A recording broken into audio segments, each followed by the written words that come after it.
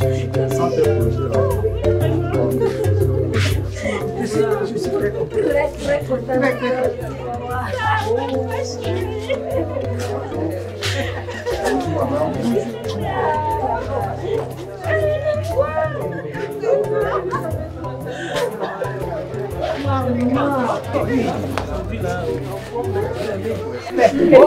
Comment je viens d'avoir mon bac? Quoi? Elle vient d'avoir son bac!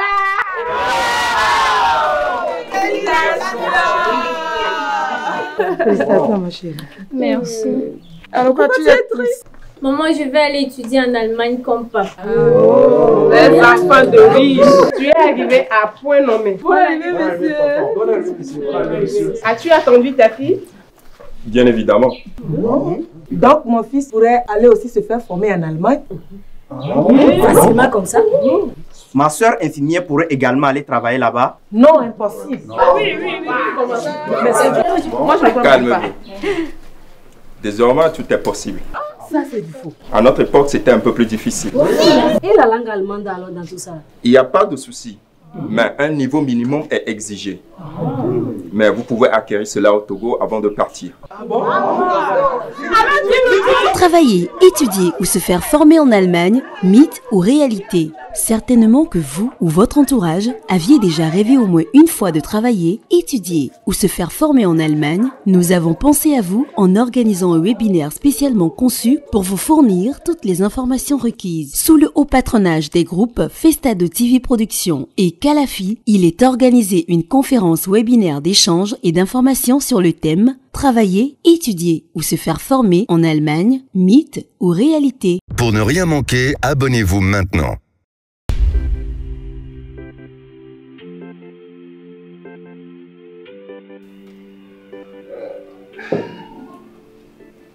Non, amour. D'accord, you know. On dit que mon lait. Então ya veo la niña.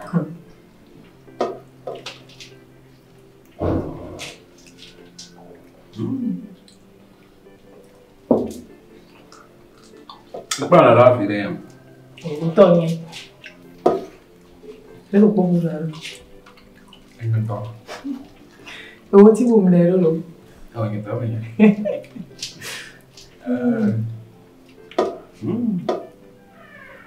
Aku lira. Aku mana naik?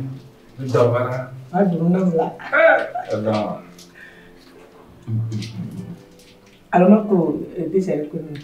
Ayo. Aku pengen.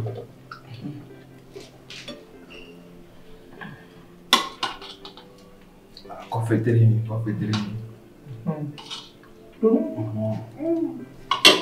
Wow, eu vou macucar.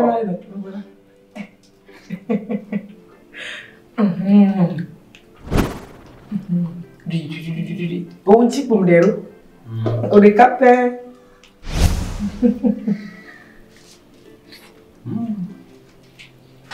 Pariram.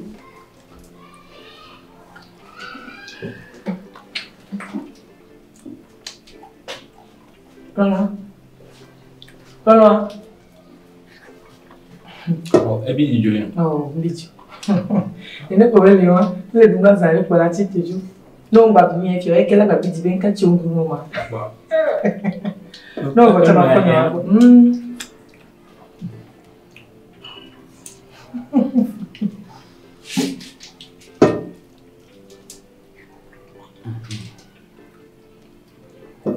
Não tio. Oh, não vai no Chihuahua. Não vai fazer o pé.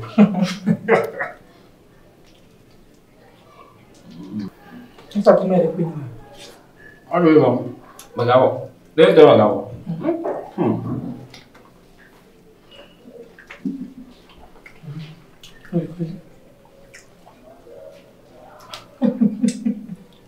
Olha, vamos dar troco belo. Ah, dona muito bom. Aí, dona boa não lá me do qua bola me aqui. Só aja sih minha doa. Muito na lepo. Na lepo. Apa? Mau begang. Lu bu pakai apa? Oke, lu ko. Ya wae dulu subo. Ya no ya enye. Mele ni bo. Na bele dok mo ran ru. Yen tom na no la. Ko na le buza de kwa. Ti na te na. Le ko na ko. My don't listen. For what as on yare? Yo.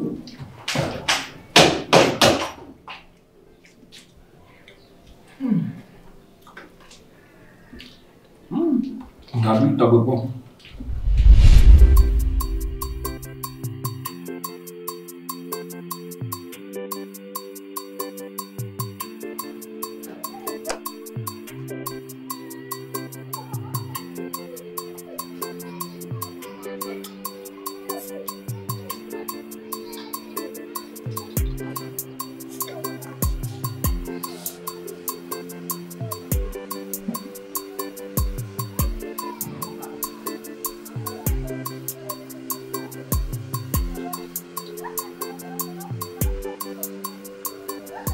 Afo. Mere kunta machoba nani? Sprite. De cara mi.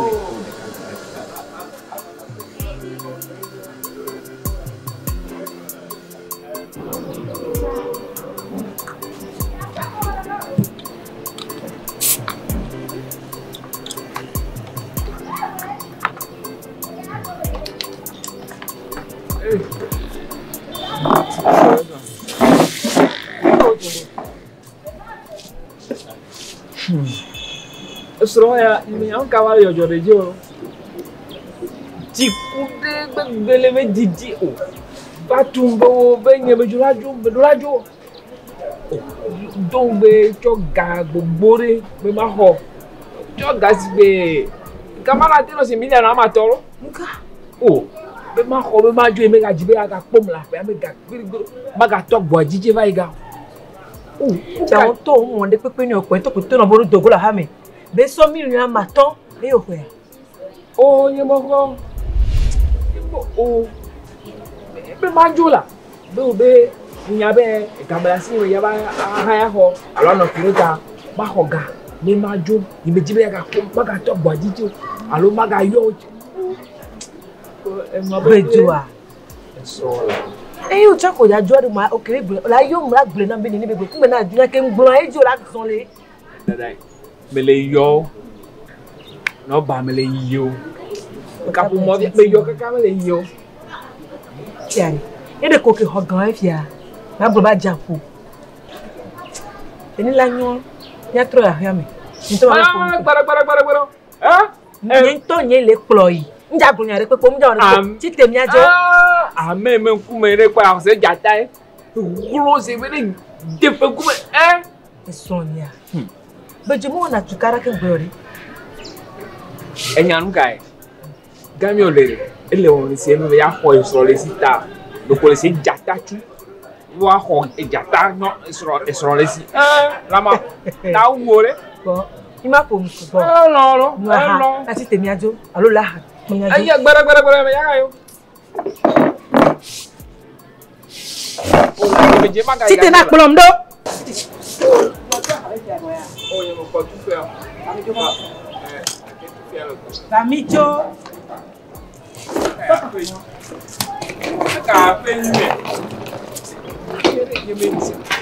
Tu mi metti cara che vuole. Io.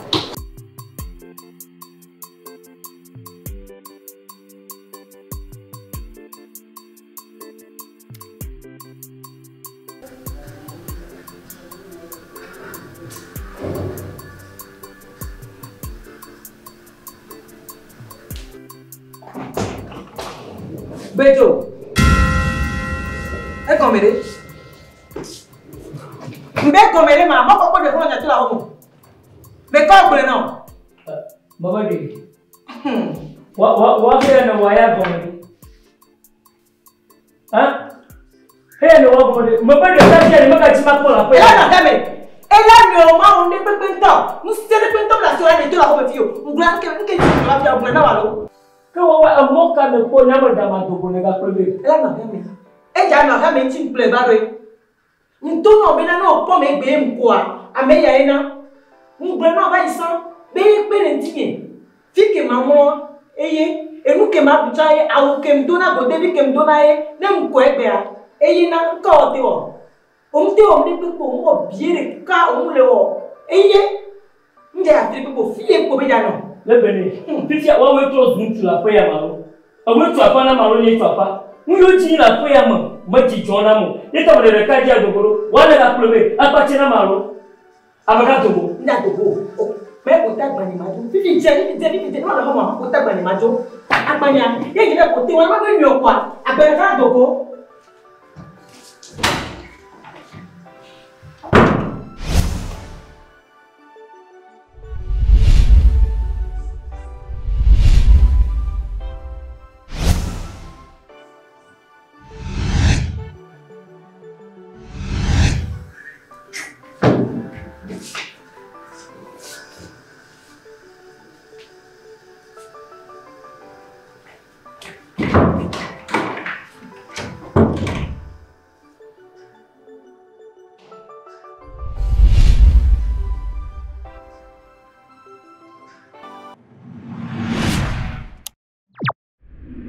Travailler, étudier ou se faire former en Allemagne, mythe ou réalité? Certainement que vous ou votre entourage aviez déjà rêvé au moins une fois de travailler, étudier ou se faire former en Allemagne. Nous avons pensé à vous en organisant un webinaire spécialement conçu pour vous fournir toutes les informations requises. Sous le haut patronage des groupes Festado TV Productions et Calafi, il est organisé une conférence webinaire d'échange et d'informations sur le thème travailler, étudier ou se faire former en Allemagne, mythe ou réalité. Afin qu'aucune information nécessaire ne vous échappe, nous avons organisé pour vous une pléthore de panélistes qui pour certains ont goûté à l'aventure, qui pour d'autres détiennent les informations concrètes pour celles et ceux qui veulent tenter leur chance. Comment décrocher une place de formation ou d'études ou de travail en Allemagne? Monsieur Aklesso Antoine Balouki, assistant et pédagogue social, professeur de français à Bonn, Allemagne. Ruth Vovonou, doctorante en nanotechnologie environnementale et pollution des eaux souterraines, assistante de recherche à Friedrich Schiller Université Jena, Allemagne. Madame Yepab Boukari, licence en social, développement communautaire, infirmière d'État à Berlin, Allemagne. Monsieur Kofi Boris Aradji, en formation professionnelle de la santé à Meerbusch, Allemagne. Quel peut être le niveau minimum de langue requis pour prétendre partir vers l'Allemagne? Monsieur Madje Edem Atiobe, directeur Goethe Institute, spécialisé dans les cours de langue allemande et examen Lomé-Togo. Monsieur Komla Kosidanko, traducteur professionnel agréé, responsable de la société KCC spécialisée en cours de langue allemande à Lomé au Togo. La porte d'entrée en Allemagne. Quel rôle joue l'ambassade d'Allemagne au Togo dans le processus d'obtention du visa? Madame Anne-Katherina Wokle, conseillère à l'ambassade d'Allemagne au Togo. Votre premier pas en Allemagne, le rôle et l'assistance de l'ambassade dans l'accompagnement des compatriotes dès leur arrivée en Allemagne. Monsieur Chilabalo Abaki, chargé d'affaires de l'ambassade du Togo en Allemagne. Votre premier pas en Allemagne, quel rôle jouent les associations togolaises en Allemagne?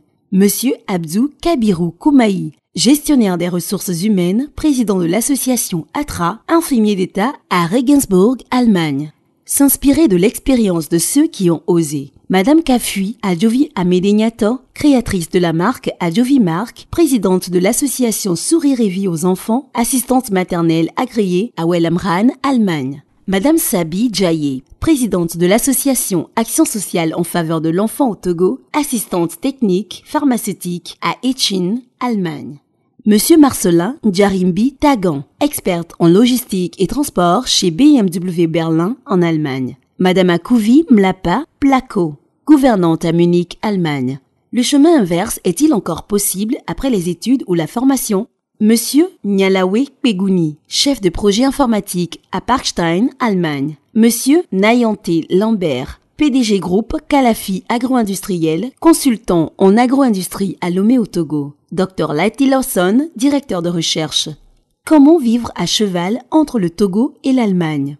Madame Amina Afi Achou, ingénieure électronicienne en énergie et électricité, PDG de la marque Londimo, promoteur événementiel à Berlin, Allemagne.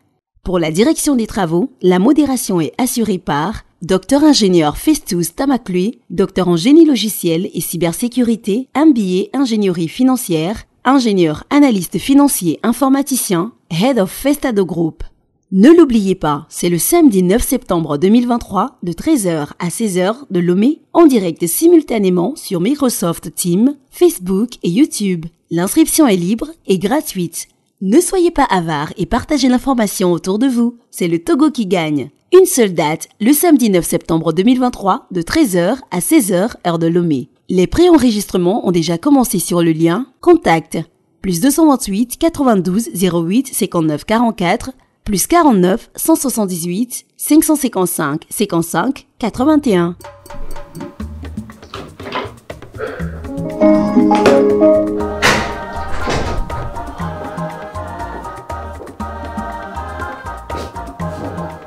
C'est le Togo qui gagne.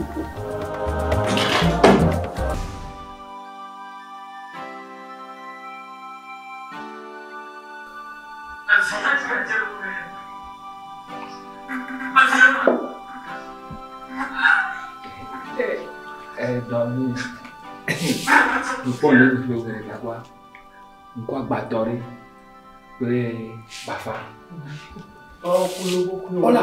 On les gars, on le monte, on le gars, on va. Il y a. Amerva na koko daganora. Vous avez toi. Amerva na jako garona koko daganora. Ganjaimbara. Ble. Quoi patowe akwe. Quoi patowe. Hello. Ah, fofo. Wala de mano lentoto boleh kejicona senang jira lama kakak napa gome. Oh, aku tiau kasih jina aku tiau. Miho, sumunu miho. Anci dia mau polo moji. Jangan jina mudo. Aja jina halo. Jento menyo mula.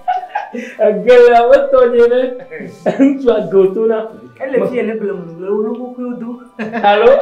Ame aku bi pa bi moto alo gotuna. Festado TV pour mi galère. Après il m'a Festado TV me vona faire mo gbe sia gbe ko mi na popo. O no yo ganyere. Mbona, ko ma do link e mama. Mama ko. Ela nyori. So mo so ka klaba ni ba so tiane ni tiane ko. Ela visita ya. Que vai ser um cacolo ya. Mo so ka klaba vari. Mira, ahora va a volar a costear. Ay.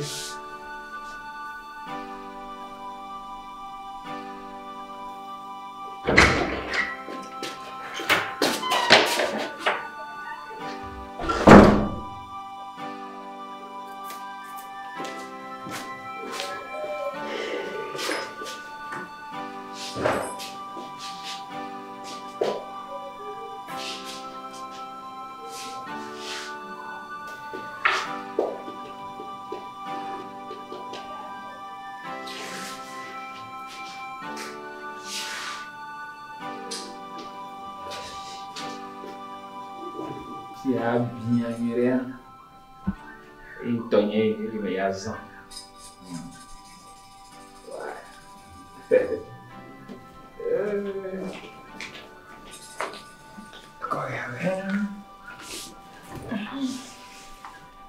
Ikore, ke ncha ya gagajang bawe.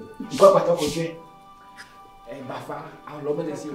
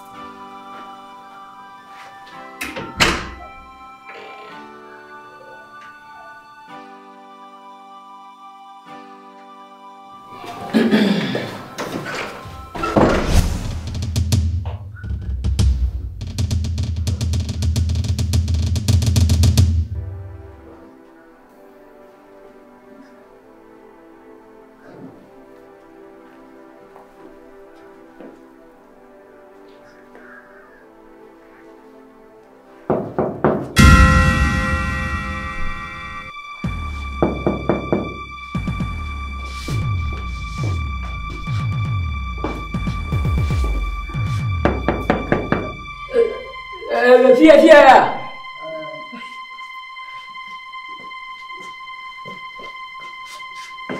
Mama bona.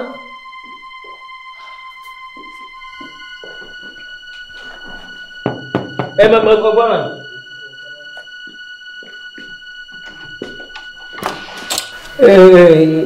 Ama. Ya magang window ba?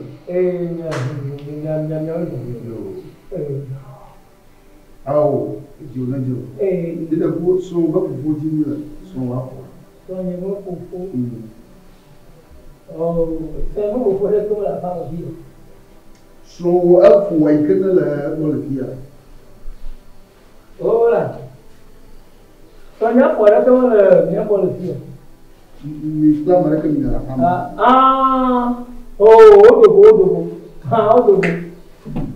soalnya tuh apa? Apa Malaysia jangan mereka boleh apa ya?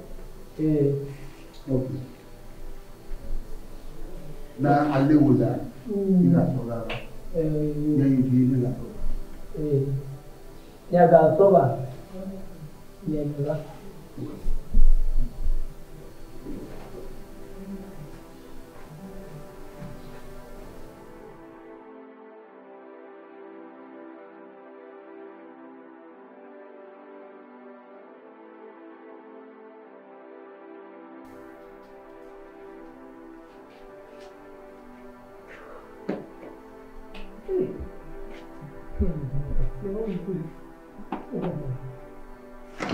Vamos, boca pra noite.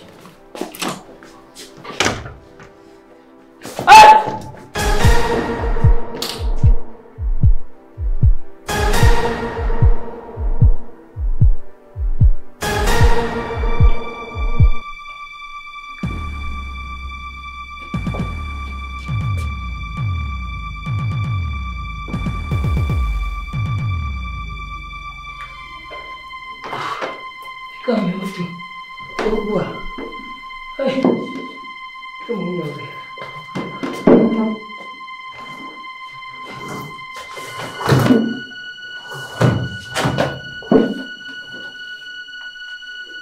kamu. Hai, macam kamu tu.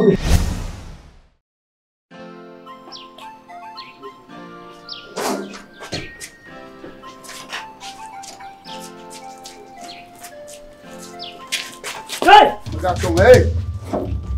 Kamu fukura. Teva.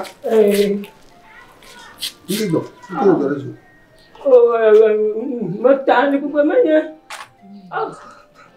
Bama mana? Ini bagus. Mata makau. Ini kan jojo. Ikan aku oleh. Mi va bon. Wako nya fo dara no dia bon, le bon. Mais ça mi va na kuli. Ba mi apo ego de tino no. Le bene o ya te ba.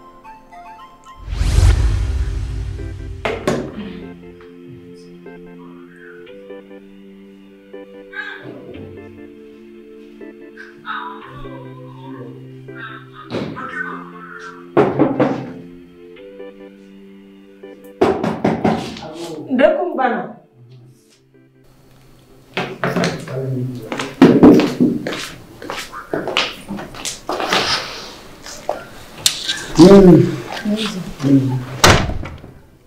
Mintu mokito ko dobro kaina na. Ido. Amagana ba inori na yun. Nado ba? Ayo, di ba niya ako dara ko? Susu ya nanu ido.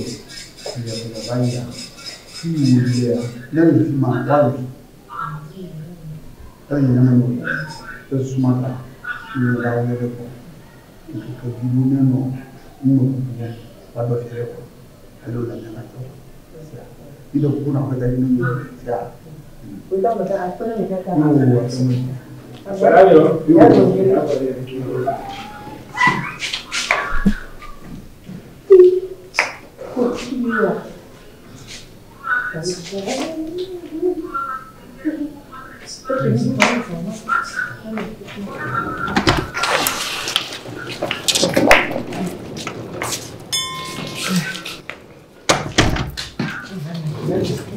Já que tu gostas, um normal de o já tá vindo com um belo.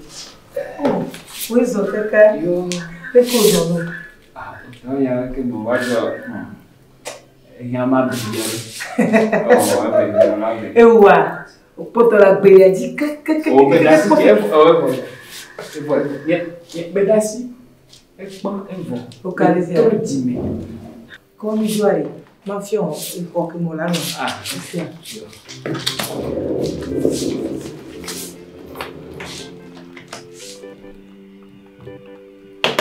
Mimi uko kwanza na kamera.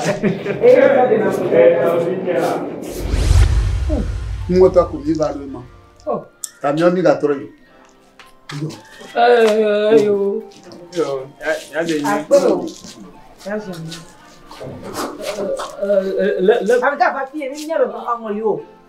Mangolio, mais il y a trop pour le fille. Ah, au-delà où? Oh, à la pelle, ben, mi culo. Mi cou. Body. Ah, il y a qui sont. Au-delà où il faut faire.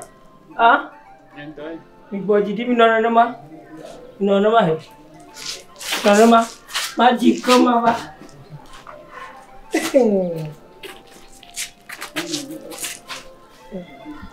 E come le ma?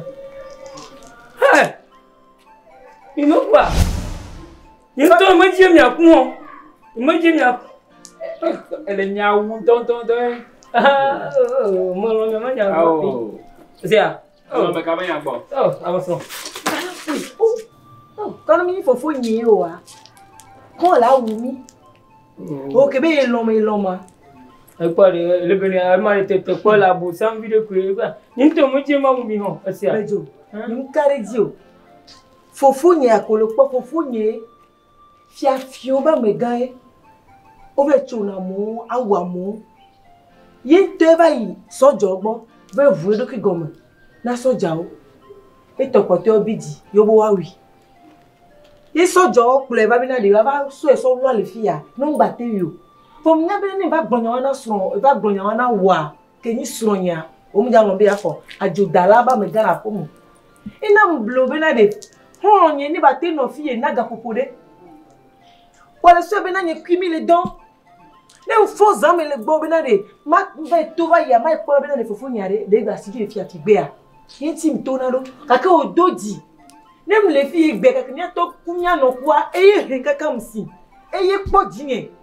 Yim lele ke gbe ye bi aba wu awu fufu nya saso pe na nyere ka wu che menyo e bi awu sron we ke si ajigileji amesia e po mo kuma la di aji so rara no wula e to me wula jodala e gbe ye ko to pa ye ko to pa le beni agbanyere jo fifi je le beni ko ti ko le beni o ma gbo jiri le beni ne ga pu ko na sonya fufu ni no gbo ga fufu bi le pole bi aso so wu pe le beni nka so ja o to e ba wula le fiye lo so ja o to kule ba wula wo le bi ya ba wi o nyeji anya mo lo nyeji ga no oh dad anya ji ma de fufu no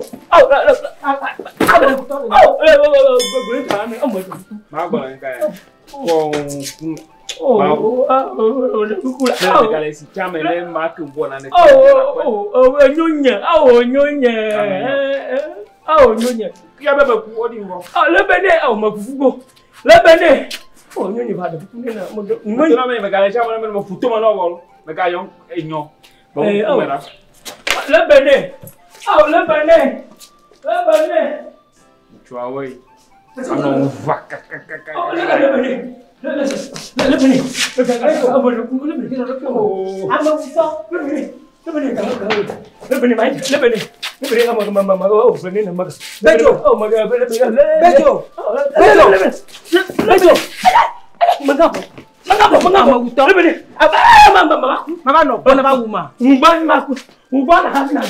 Lebe.